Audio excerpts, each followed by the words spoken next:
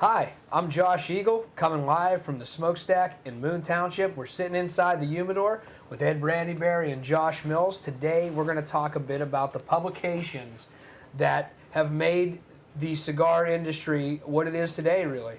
Yeah. They've attached numbers to scores, and people get excited when these things come out. And one of the great things about that is, you know how much fun we have, guys, with the top 25 list? How many events have we had here? You know, based on the ratings, we've had Classic Cigar Night. Classic Cigar. Top We've 25 had night. The top 25. top 25 of the previous year, then top 25 of the new year. Then we did the Turn Back the Clock. Turned top back the five in clock night. We went 2009. back 5-6 years and had a night just dedicated to what's still around that was rated in the top list for that year. So it's a lot of fun. We have Cigar Aficionado and Cigar Journal here for sale. They're great publications. They put out their lists every year. You can go smoke through the top 25. Your retailer's not going to be mad at you if you do that. No. Trust me, we even give you a little pamphlet where you can check them off on your own. We'll give you this top 25. You smoke all the ones we have. We made a pretty good dent in the aficionados list this year. We did pretty well here at the Smokestack. Enjoy this week's episode.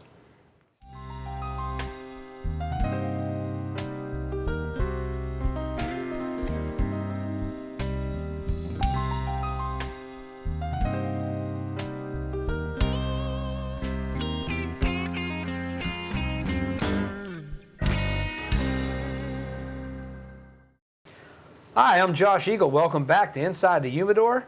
I'm here with my colleagues, friends, and aficionados, Ed Brandyberry and Josh Mills. Hello. Today, we're going to talk a little bit about the publications that basically cover everything cigar. There's a lot of them out there on the market today. There are. Wasn't necessarily the case a few years back, but this new revitalization, this golden era that we're in right now, a lot of magazines have been popping up since the Yes. late 90s into the early 2000s. And I guess we'll start today with talking about probably the most recognizable publication out there, and that would be Cigar Aficionado. Yeah. Now, Cigar Aficionado, in 1992, their first publication, they're out of New York from M. Shanken Communications. They used the 100-point rating system. I believe Shanken was at Wine Spectator? Or That's it was correct. Wine Spectator? Yeah, that's And they would do a also- 100-point rating on wines, and they used that same thing for cigars. And they were the first ones to actually rate a cigar. And everyone that's been in a shop or familiar with cigars or have seen a list or a blog online, they have a lot of, they do a rating system, a 90 and above, is a really great good cigar, cigar. really good cigar. 95 and above is what you consider a classic rating. And some of these other publications have taken that point system, the 100-point system. Some do some other things like Stars were real popular with Smoke Magazine. yeah, but most have adapted the 100-point system. That's right. And I kind of like the Cigar Press version where they don't give you a number. They say this is a good cigar and you can enjoy it. Because I think maybe if you start attaching numbers to things, you start to get your own opinion is formed. Just like the tasting notes we talked about in some previous episodes. If you're given the note, maybe it puts it in your head. But for the most part, reviews, they go a long way in telling us what cigar is good and what cigar isn't good. And the aficionado has an inordinate influence in our country with the customer. The consumer looks at for instance, one thing we have here today, our top 25 cigars or top 30 cigars. That list is a very important list to a lot of consumers every year. And you can tell that by just how important the 2014 list, Oliva V. Melanio Figurado, is unavailable anywhere. Impossible. Because it got the #1 rating in aficionado, and it blew away Oliva's ability to even make the cigar or keep up with it. Exactly, to your point, Ed, the aficionado for the consumer Right. is definitely the magazine that they're going after to pick up these cigars that are in this top 25. And the list is readily available online for anybody to view. You don't even have to have a subscription to the magazine, No, you just which click. makes that kind of fun. But today, let's talk a little bit maybe why some different publications and what we like about the publication. Josh, talk a little bit about Aficionado, and what do you feel about the magazine? What I like about Aficionado, they were the first to do the top 25 lists, which in the industry is actually a lot of fun. December, end of the year rolls around, all the lists come out. Everyone's really excited to check them out. Some of them have even started to roll them out. We'll do the top 10 this day, or the top 20 through 10 this day, and then 2 every day or something like that. So they've turned it into an entire event. The entire cigar world has kind of honed in on these cigars for those days. And Cigar Aficionado was the guys that kicked that off, like we said. What I don't like about Cigar Aficionado is it's kind of a running joke with us in the store. We'll actually open up Cigar Aficionado and see how many pages it is before you get to the first cigar-related. Well, let's see in the newest edition. Let's take a look. We might as well. It's become a men's lifestyle that's magazine the top as 25 much as edition. as much as it's a cigar-focused magazine. So Yeah. that first chunk of pages, you're going to get lifestyle stuff like luxury items and travel accommodations and clothing and all kinds of stuff before you even get close to cigars. Absolutely. Watches are a big lifestyle in there. A lot of ads for the cigar. I think the disadvantage to the industry, though it's small, the disadvantage that Aficionado creates is it creates an illusion that the cigar smoker is a luxury purchaser only. So you have hot cars, hot accessories, you have things that are priced in tens and if not hundreds of thousands of dollars as far as cars in here, and the other things that are in that, so that when a regulatory body is looking at doing something to tax cigars, they say, well, look, everybody that buys a cigar buys luxury items. They must. They must. Whereas if you look at the winner of the Cigar Journal's list this last year, whether you agree with its placement as number 1 or not, A.J. Fernandez produced a dynamite cigar that was under $6. That was a journal. That's what you're saying. Yeah, in journal. In journal. And a journal isn't leaning so far toward the exclusive luxury type of consumer. No, and we'll take a look here. But it's still a great magazine. This would be the magazine where the top 25 was in this year. So this is the February 2015 edition. This is the review. They launched them online, and you don't see it in the magazine until the next so round. this is the February issue here. And the top 25 is in here. I thought, yeah. Anyway, page 25 starts some articles. So you had about That's quick. Yeah, you had about 20-something pages of editor's notes and advertisements. And you get to the Good Life Guide, and you're talking about Hawaii, an ashtray, a steakhouse knife, the Lincoln MKC, stylish diving, the flannel shirt. These are all making a comeback. You see, you got the strip house knives. So it's more of a style magazine. Yes. Aficionado has become a men's It's a magazine. It's a lifestyle. lifestyle. It's about Right. that last quarter of the magazine where they get into their ratings and reviews. You get some industry news and that kind of thing. But not to say that they've lost their way, because this stuff all certainly plays a part in the perceived that's their cigar thing. lifestyle. Absolutely.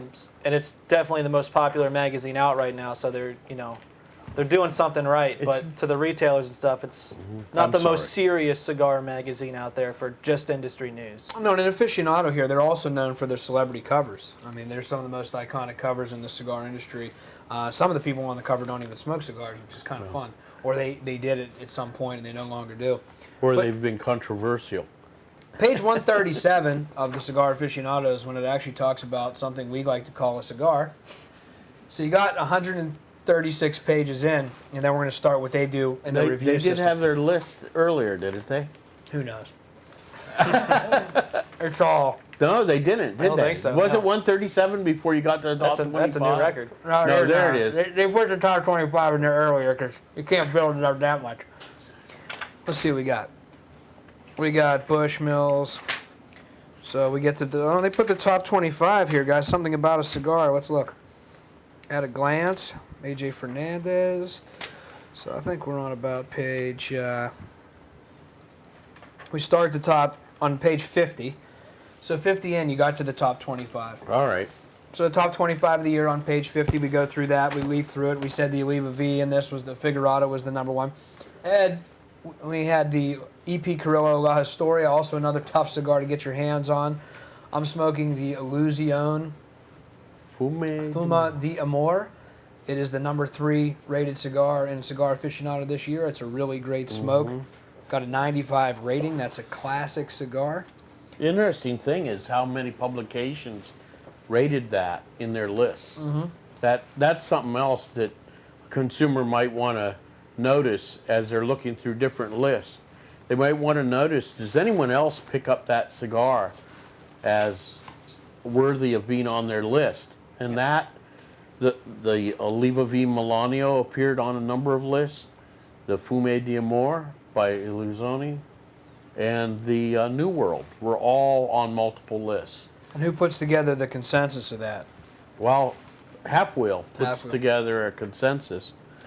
And I don't have the consensus with me, but But the Half Wheel's another thing we can get into in a little bit.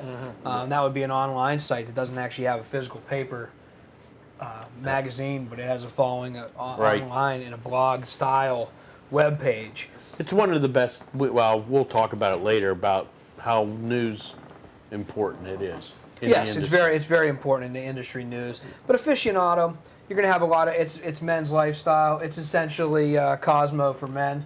More or less, You know, yeah. you have a lot of the high-end stuff, luxury items that people would want to get their hands on. They look good on the pages. Pages are glossy and beautiful. The Right. advertisements are sexy. They do some other fun things, like they put some other little ratings in there, like best buys or best Nicaraguan cigars. Yes. And a lot of people are doing those now as well. They have a connoisseur's corner at the end of the ratings where they're taking a look at aged cigars that they've set aside or other people have set aside, and they've let them actually age for a period of at least 5 years. And how popular it's become, the top 25. They actually put out a little sublet that we get as a retailer here at the Smokestack. We actually get these to pass out to customers so people can actually go through and take a look what they have smoked, what we have in stock. So it's kind of a fun little brochure for people to gather around, take a It tour of is. the store, a little tour of the world. So Aficionado does right by the customers. For us as retailers, they do a really good job, guys, of marketing Yes, they do. their list and making it popular in your store and making the cigars tough to come by, and everyone wants to give it a shot on the top 25. That's right. So we can thank Aficionado for that. Well, but from Aficionado has come some other magazines such as Cigar Snob, Cigar Press, but the Journal is something that's been around for over 20 years. That's really into it's a German publication. I believe it is. It, of course, in the United States, and I believe it's that way now in Europe, it's available in 2 languages. What I mean by that is both languages are in the magazine. So Cigar Journal is a little bigger than it actually is. It appears bigger because it's each column. Yeah, it's Each- about half of each- that's in German. So you Yeah. get your ads, you get So your half the German. magazine is in German, and then a parallel column is in English. You actually get that in there. The German will be on one side and the English is on the other. So But it's the actually cigar right there in news parallel. starts so much sooner, usually, in Cigar Journal. And they do some really, really cool, different kind of articles and kind of cigar That's right. exposés and stuff. They have a life in the life of a person who actually works in the industry, so that they've taken a look at people that are rollers for a certain company or work in the agricultural fields. Lately, I've got to say something about Perdomo. Sarah Gonzalez was featured this last time. Probably some corrections they need to put in there, but Well, in this particular magazine, like you were just saying, in the first article here on page 4, a little Yeah. bit about editor's notes, and it comes into cigars. You're going Right, to jump right right, away. in to the content page. Okay, that's great. You need that. But then right after that, you're going right into industry news. yeah. So you have just a lot about cigars right away. These are some What of the things page that is are that? being released on page 8. Yeah. You start basically leafing through, and it's nothing but cigars and cigar news. So the Journal, not for the retailer sales point of view, but for the retailer in industry news and up and coming and facts and things to teach your consumer, the Journal in my opinion, is more important than Yeah. aficionado on the inside. Though their lists still haven't caught up in No, popularity. absolutely not. I mean, like you were saying, Josh is actually smoking the #1 cigar out of this year's Cigar Journalist, and they just started putting numbers to their list. What year? I think, what, 2012 or 13? Yeah, Something like only that, 2 or 3 years back. ago. Yeah, they used a 5-star system where they'd give 1, 1.5, 2, 2.5, 3, 3.5. They used to release a list called Brilliant Cigars. And those were everything that got 4 stars, 4.5, and 5 stars. So it was basically their classic system. Right, more their or less. 5s were their classics, which now you have to get a 96 in the journal to reach that level, and in aficionado a 95. And then it's probably worth noting that all of these magazines, they claim to have blind taste tests.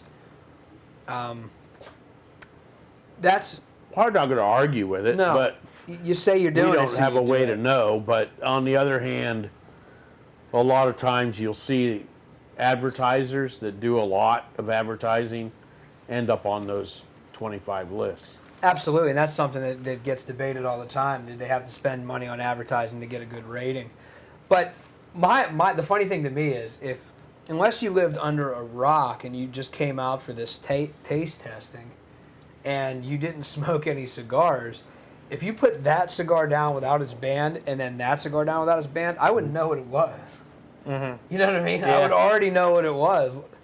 Unless you're smoking it before it even gets released, or in a different way to smoke it, I'm not sure how that works. That goes back to what we talked about where a cigar comes from, Right. where the tobacco comes from. We get used to, before you light a cigar, catch the aroma of the foot, and then you say, yeah, that smells like an A.J. Fernandez cigar, or that smells like a Perdomo. And I'm sure the opinions have to be, you have to form a judgment probably before you even smoke it, even if it's not conscious. I do think they get some information, like looking through cigar journals, for example. I mean, to say that the New World was the best cigar of the year, I think is a little bit of a stretch unless you're given some information beforehand. And I think that their ratings make a lot more sense. I think they know the price of this cigar. I think that's the one bit of information that they get before they smoke it, is they know how much it costs. Because this cigar against the Oliva Milanio, or against a Perdomo Edition de Silvio, or against a Padron, saying this cigar is better than all of those is nonsense. But saying that it's better, considering, better for your dollar, I think makes a lot more sense. And they have other lists that they would say what's best value, and this particular list and that particular cigar was not rated based on value according to the way that they put together the list. But you can't help but wonder if there's some bias in the list somewhere, and also with the advertising, there's a lot of money that gets spent in Cigar Aficionado. I think an ad is $250,000. I think you got to run it 5 times. Some crazy amount of number. For some of the big glosses, depending on where you put. Well, and all of these, of course, have to pay for their magazines and their slick publication. So you're going to, in aficionado or in journal, you're going to drop a lot of money to place an ad in those magazines. Yeah, thousands of dollars. I should say. And Cigar Snob, I imagine, is less. I've never inquired. Cigar and Spirits, you'll find more boutique brands in Cigar and Spirits. I think they must make their advertising much more attractive to a smaller company.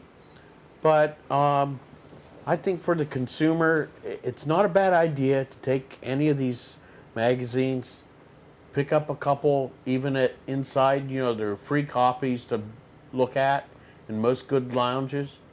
In ours, we have Snob, with Cigar and Spirits, we have Journal, we have Aficionado.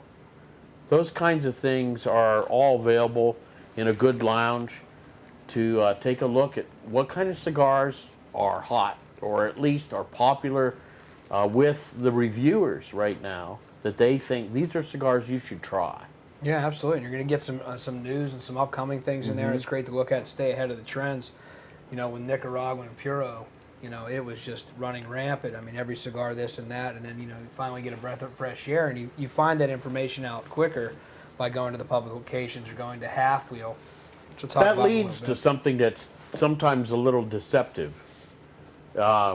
Sometimes a cigar will claim to be a Puro. And to really be a Puro, A cigar should have all of its ingredients from the same, including the wrapper, Right. should be made all from the same country.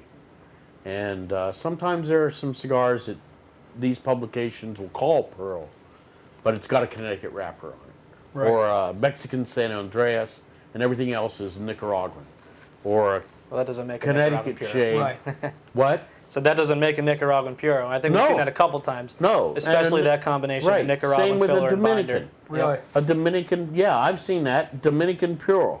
And then you see that it's a Dominican cigar, except the wrapper is an African Cameroon, for instance. Yeah. Well, it's not a Puro.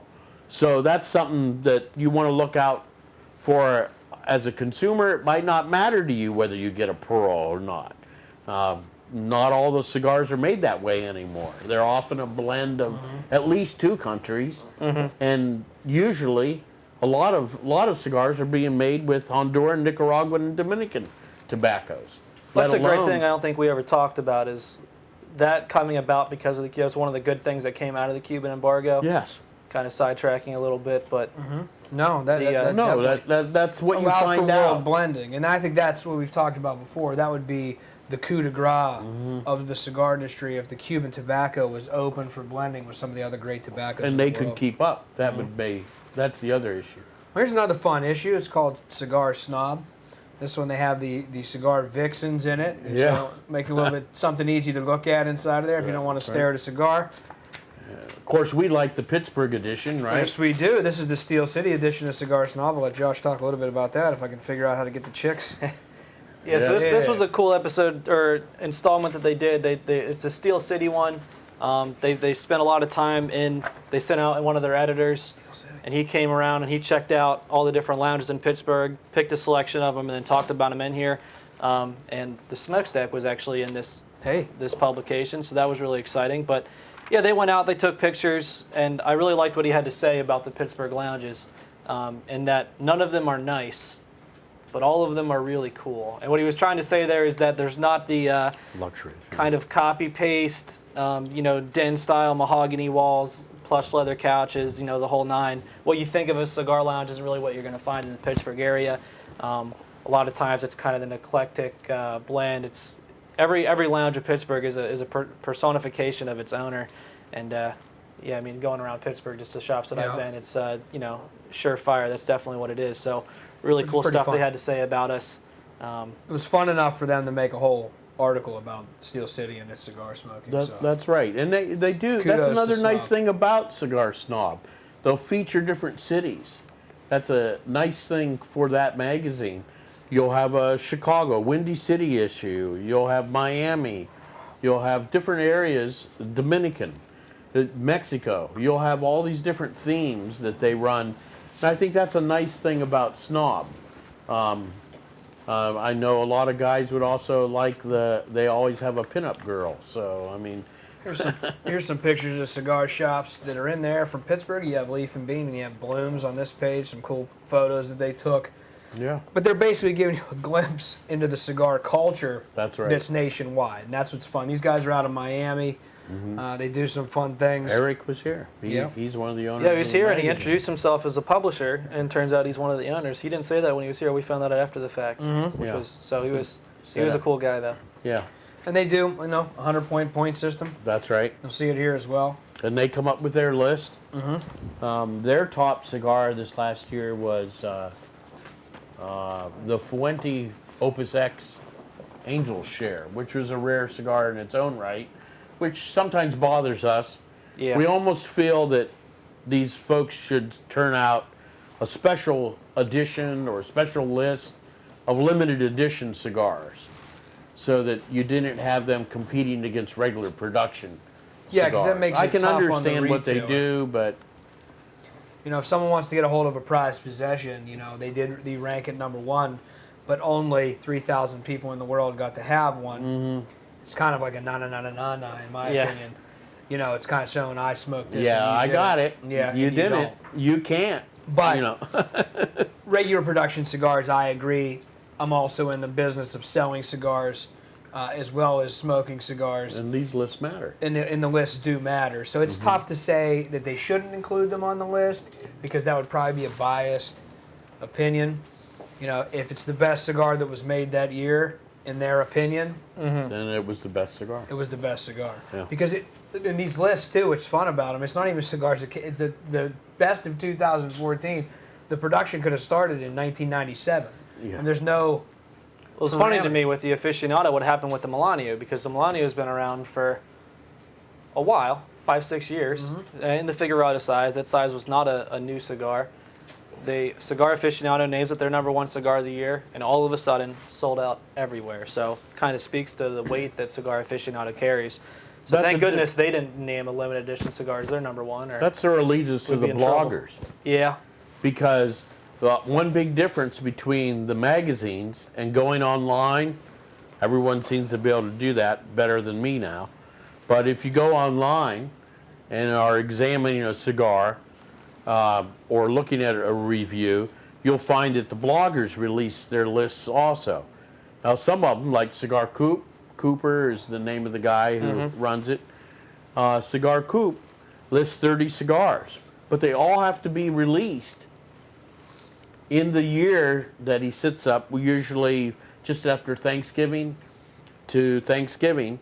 Those cigars are the only ones that can make the list. and he comes out with, Right. using that system, he comes up with a lot of limited release stuff that not everybody Yeah. can get their hands on. 30 cigar list. And like his list his #1 cigar this last time was a Joel Sherman 70th celebration. That's a limited edition cigar. Yep. You know, the Casada 40th anniversary Corona Classic.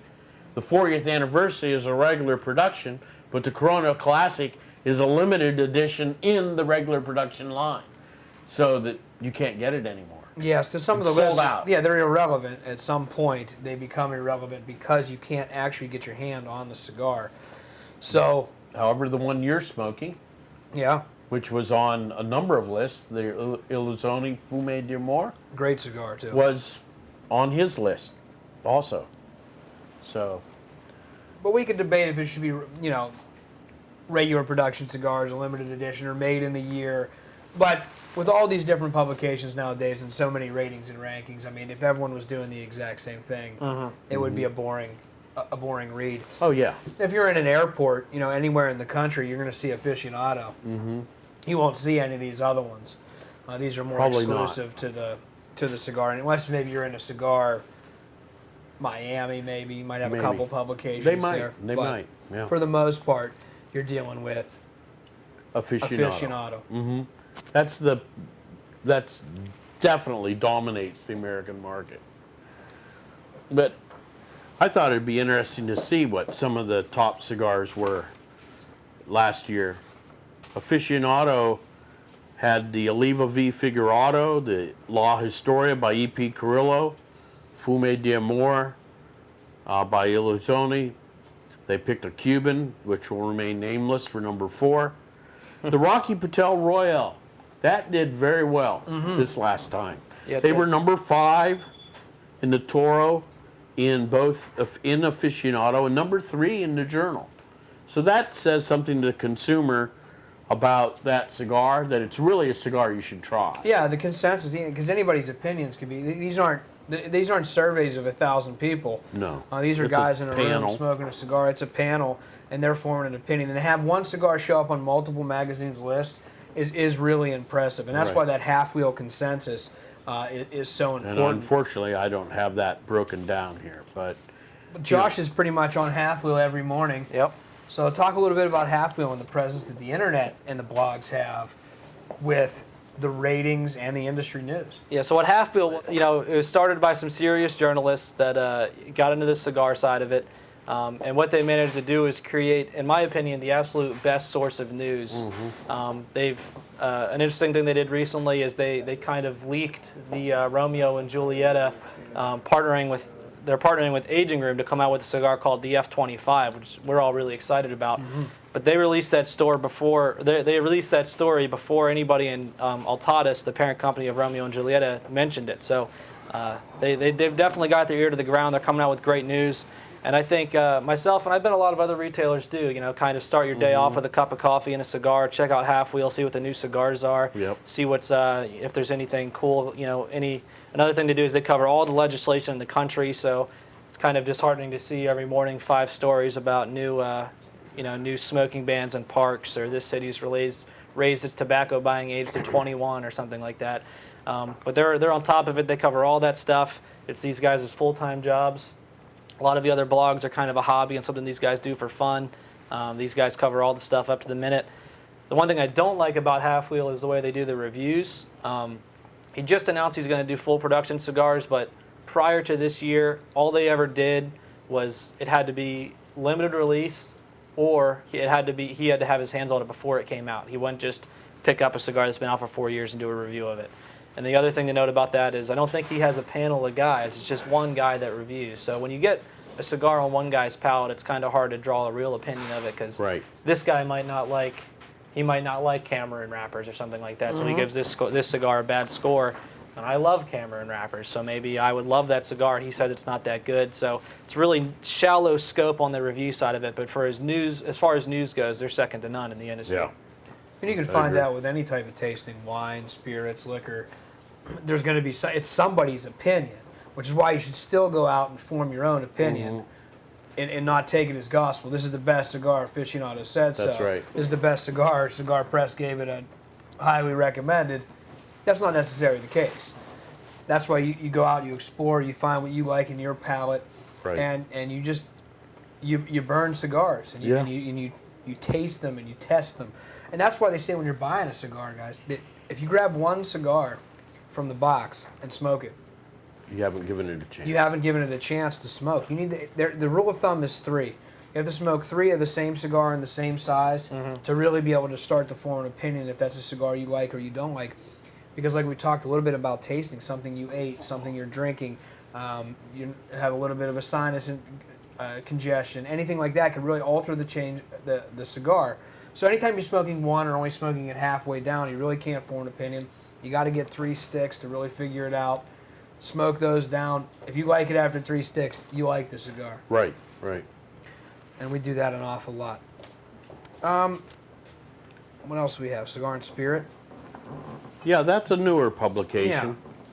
Yeah. It's had its growing pains. It has some misprints here and there occasionally, like giving a great rating to a Oliva Melanio Toro, which is a Vitola that doesn't exist in the in the line, but I think they meant the Torpedo, and they've had a few that way, but they're an interesting one is they do pairings. Right, which is nice. Yeah, they do. That's something more and more people are interested in, and they actually will feature pairings in their magazine, and they'll also rate beers and rums and cognacs and whiskeys and scotches. They'll give reviews of those. And they're finding a niche in the industry. Yes, they are. There was always tastings and things like that and pairings in the other publications, but these guys dedicate every magazine to pairing, and they have some type of review of spirit in every single one of their issues, which is something fun to get into. It is.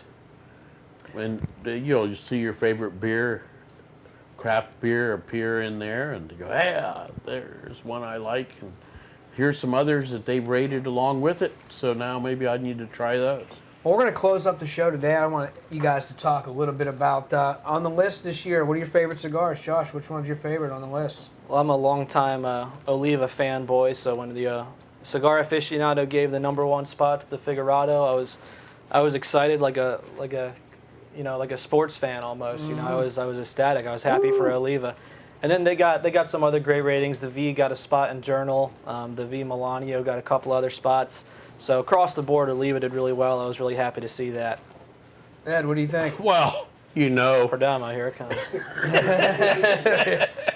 Well, the Perdomo 20th anniversary Maduro Epicure, which I'm smoking, was #4 on there. But, I was really impressed with the Rocky Royale.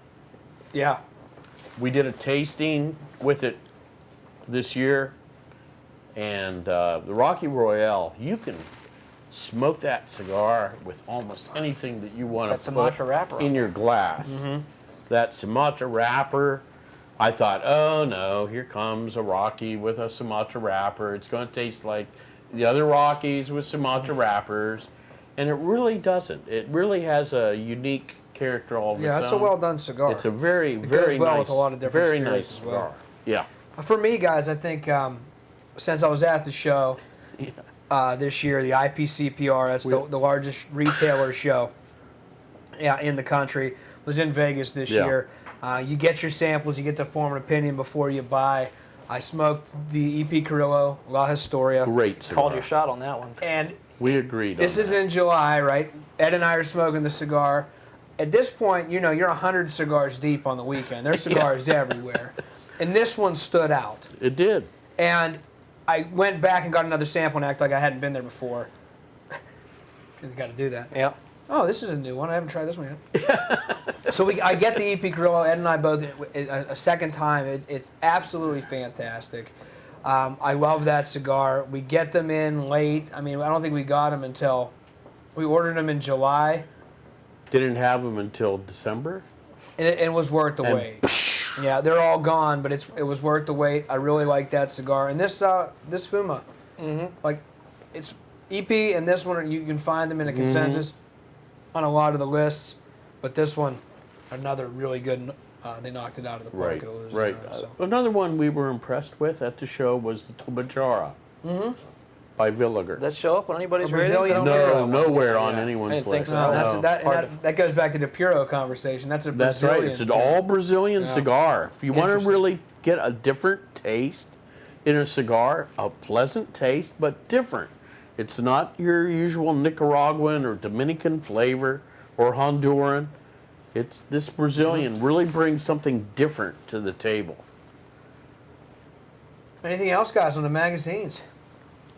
No, come on.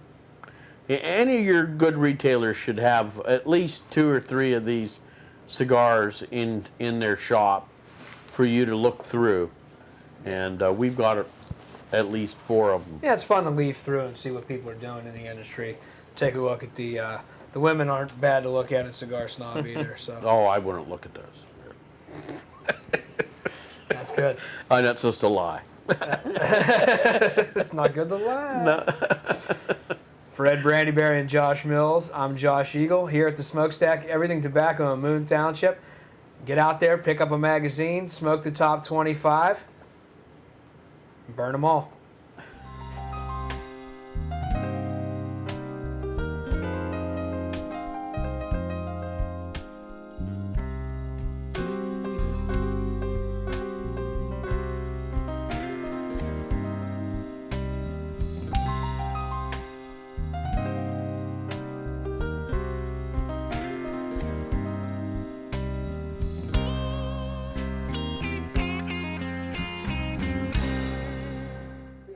Thank you for watching this edition of Inside the Humidor. I'm Josh Eagle along with Ed Brandyberry and Josh Mills. We have some exciting things coming up on the horizon. Josh, what do we got coming out? We're coming out with our new retail website, stackcigars.com. Yeah. The focus of that site is going to be limited release, small batch, and boutique cigars. We're going to open up our humidors to you guys out there in internet land and let you guys kind of check out what we have to offer.